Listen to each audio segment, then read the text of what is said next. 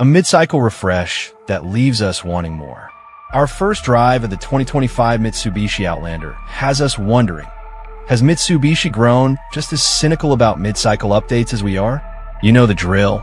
A handful of tweaks meant to keep a model fresh until its next full redesign.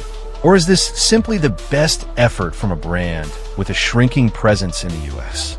Whatever the case, we have to give Mitsubishi credit for making some meaningful changes to the Outlander, just not the ones we were hoping for. The best Mitsubishi in years, but not without flaws. When the current generation Outlander debuted for 2022, it was easily the best Mitsubishi we'd seen in years. After a string of models with interiors that could generously be described as budget-friendly, the Outlander was a welcome surprise. It channeled Mitsubishi's glory days of the late 80s and early 90s with a well-appointed cabin, a finely tuned suspension, and an all-wheel drive system that hinted at the agility of the brand's long-forgotten VR4 performance models. It shared underpinnings with the Nissan Rogue. Nissan owns a third of Mitsubishi, certainly didn't hurt. However, we had a few gripes: polarizing styling, an underwhelming powertrain, and a third-row seat that sounded good on paper but proved nearly useless in practice. What's new for 2025? Not much. Now, the 2025 Outlander arrives with its mid-cycle refresh, but good luck spotting the differences. Mitsubishi assures us the exterior has changed, but even we struggled to notice. The most significant tweak? The grille is now attached to the body instead of the hood, reducing the risk of taller folks bumping their heads while checking the oil. In a way, we respect Mitsubishi's restraint. Styling updates often do more harm than good, but whether the Outlander's original design was a hit to begin with is up for debate. For the record, we think it's one of the more unusually styled SUVs on the road today. This version keeps the essence of the original while improving flow, engagement, and readability. Let me know if you'd like any further refinements. A few small tweaks, but the luxury remains. Inside, the updates are subtle but easier to notice than the exterior changes. The center console has been reworked for better storage, and the wireless charging pad is now larger, both practical improvements. But what really matters is what hasn't changed. This remains a seriously upscale interior. Granted, we drove the SEL Premium model, which sits just below the top trim and carries a $43,000 price tag. But considering how little $43,000 buys you in the SUV world these days, the Outlander's cabin is impressive. Thoughtful details abound, from the padded door panels to the ultra-plush armrest that practically swallows your elbow. Buttons and knobs operate with a refined precision. The displays are sharp and easy to read. And the leather seats? Yep, that's the real deal. Mitsubishi may not be a luxury brand, but the attention to detail here says otherwise. A sound system worth talking about. During our test drive, Mitsubishi spent a surprising amount of time hyping up the new stereo system. Normally, we'd roll our eyes. Automakers love slapping premium brand names on their audio setups, but this one deserves the spotlight. Why? Because Mitsubishi partnered with Yamaha, a company that's been making musical instruments and audio equipment for nearly 140 years. And this wasn't just a nameplate deal.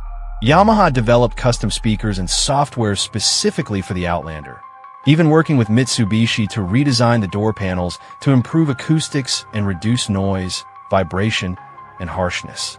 Every Outlander now comes with an 8-speaker system, but our tester was equipped with the optional 12-speaker setup, and it's more sophisticated than your average premium stereo. Sure, it has the usual speed-compensated volume adjustment, but it goes further by retuning the equalizer as speed increases and even adjusting for AC fan noise. The wildest feature? It modifies the audio based on windshield wiper activity to keep sound clarity intact during rainstorms. Yamaha reps proudly claim this ensures clear audio even during squalls. We've heard some bold promises in our time, but that one's a first. Outlander has the moves. Mechanical changes? Yep, there are a few. Mitsubishi retuned the suspension to smooth out sharp crashes from sudden jolts like manhole covers. The engineers also reprogrammed the electric power steering for a heavier off-center response. We noted the outgoing Outlander's heavy steering effort. A note, not a complaint. When it comes to steering feel, we are an office divided. Some prefer a heavier tiller. Others like the wheel to be fingertip light. And while the Outlander is aimed at the former crowd, it won't alienate the latter. This is as good a place as any to note that the Outlander is a remarkably good handling SUV, especially when equipped with all-wheel drive. We drove the Outlander on some rather challenging canyon roads, and once we got it up to speed, no easy task, more on which in a moment. The Outlander impressed us, clinging tenaciously and keeping its composure. We hit one big mid-corner bump we were sure was going to set the Outlander bouncing like a pickup truck, but the suspension arrested the motion and kept the tires firmly planted. That, and the fact that this agility does not come at the expense of ride comfort, is the kind of behavior we expect from a good sports sedan. It may be largely irrelevant for a compact SUV, but it's a good indicator of solid engineering. Still, agile as the Outlander is, we can't call it athletic, because last year's lump of an engine has been carried over for 2025. Damn it, Scotty, we need more power. Our biggest gripe about the old Outlander was the lack of power, and we're still griping. The 2025 model gets the same 181 horsepower, 2.5-liter naturally aspirated four-cylinder and continuously variable automatic transmission, CVT, powertrain combo, as last year, and man, is it sluggish. Not just sluggish by go-faster CarMag Rider standards, but slow as in, am I going to be able to merge onto the freeway without becoming the hood ornament on an Escalade?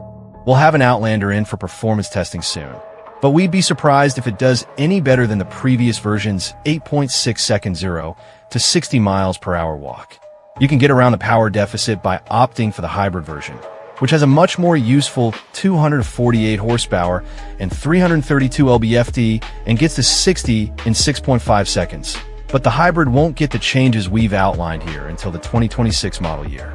It may get a bigger battery for longer electric-only driving range as well. Still, last year's conventional Outlander outsold the hybrid by a ratio of about 6-to-1, so there's a good argument for giving the regular Outlander a stronger engine. Surely Mitsubishi has a couple of spare turbochargers lying around the shop somewhere.